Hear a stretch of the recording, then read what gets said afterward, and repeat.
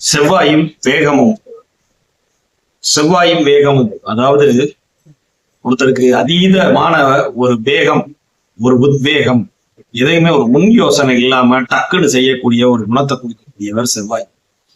ஒருத்தரோட குணக்கேடுகள், அதாவது சட்டுன்னு யார வேணாலும் ஒரு மரியாதை இல்லாம பேசுறது, யாரானாலும் வந்து பாருங்கிறது,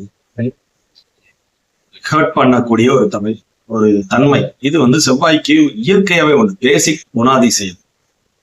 சட்டுன்னு யார வேணாலும் முன் யோசனை இல்லாம பேசுறது, அடிக்கிறது கூட செஞ்சிருவாங்க. ஸோ இந்த மாதிரி செவ்வாயோட வேக மூர்க்கத்தனம் இது யாருக்கு அதிகமா இருக்கும்? பொதுவா உங்கள் ஜாதகத்துல செவ்வாய் 2ஆம் இடம், 4ஆம் இடம், 7ஆம் இடம், 8ஆம் இடம், 12ஆம் இடம், 5, 9 இந்த இடத்துல எல்லாம் உட்கார்ந்தாருன்னா குணக்கேட உண்டு பண்ணுவார். கோபத்தாலே ஒரு மனுஷனை சுத்தி இருக்கிறவங்கள பூரா டேமேஜ் பண்ணக்கூடிய ஒரு தன்மையை செவ்வாய் கொடுக்கவே செய்வார். லக்னத்துல இருந்தாலும் இதே தொல்லதான். லக்னம் 2ஆம் இடம், 4ஆம் இடம், 7ஆம் இடம், 8ஆம் இடம், 12ஆம் இடம், 5, 9 பூரா செவ்வாய் இருக்கிறாரு அப்படின்னா நிச்சயமா குணக்கேட உண்டு பண்ணுவார். ஜாதகருக்கு 5, 9ங்கிறது லட்சுமி ஸ்தானம் இல்லையா? பூர்வ புண்ணியம், பாக்கிய ஸ்தானத்துல போய் ஒரு பாவர் ஏறுறது நல்ல விஷயமே இல்லை. லக்னத்துல அதே மாதிரி இருந்தாருன்னா கடும் கோபிதான், இதெல்லாம் டவுட்டே இல்லை. 4ஆம் இடத்துல இருந்தாலும் அப்படித்தான், அதீதமான ஒரு சென்சிட்டிவ்னஸ், எதை எடுத்தாலும் ஒரு கோபம். 4, 7 கேந்திரமா போயிடும். ஆனாலும் கூட ஜாதகருக்கு மாதிரி சட்டுன்னு ஒரு கோபம் வரக்கூடிய தன்மை. 7ங்கிறது பெரும் கேந்திரம், அதாவது 2வது கேந்திரம் இல்லையா? வாழ்க்கை துணையை புரியக்கூடிய 7ஆம் இடத்துல போய் செவ்வாய் உட்கார்ந்தாருன்னா நேர லக்னம் தொடர்பு கொள்வது, அது ஒரு நல்ல அமைப்பே இல்லை. வேகம், ஒரு மாதிரி எதையுமே ஒரு வேகமா பண்றது. வண்டியில போகும்போது பாத்தீங்கன்னா இந்த விரட்டி போறதெல்லாம் இந்த செவ்வாய் தான். அதீத ஸ்பீடு வண்டியில போறது இந்த செவ்வாய் தான்.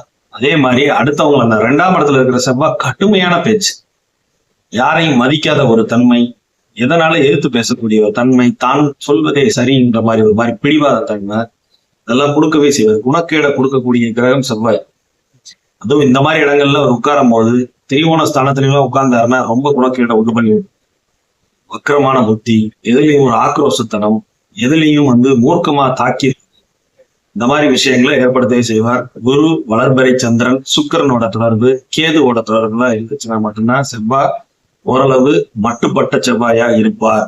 இல்லைன்னா ரொம்ப கோபத்தாலே சுத்தி இருக்கிறவங்க எல்லாரையும் அழிச்சு கொடுக்கக்கூடிய அத்தனை வம்சங்களையும் செவ்வாய் வாரி வழங்குவார். 12ல இருந்தாருன்னா உச்சகட்டம். சோ அது மாதிரி 12ஆம் இடத்துல இருந்தாருன்னா 7ஆம் இடத்தை தொடர்பு கொள்வார், 6, 7 தொடர்பு கொள்வார். சோ அப்ப அந்த மாதிரி அமைப்புலாம் 8ஆம் பார்வையால 7ஆம் இடத்தை பார்ப்பாரு. எல்லாம் ஒரு குணக்கேடான விஷயம். ஸோ செவ்வாய் யார் யார் ஜாதகத்துல நான் சொன்ன இடத்துல இருக்கோ கோபத்தை கட்டுப்படுத்தி அமைதியா உங்களை சாந்தமா வச்சுக்க வேண்டியது மிக மிக அவசியம். சரிங்களா? யார் யாருக்கெல்லாம் நான் சொன்ன பாவங்கள்ல செவ்வாய் இருக்கோ அமைதியா பொறுமையா, அது மட்டும்தான் தீர்வு.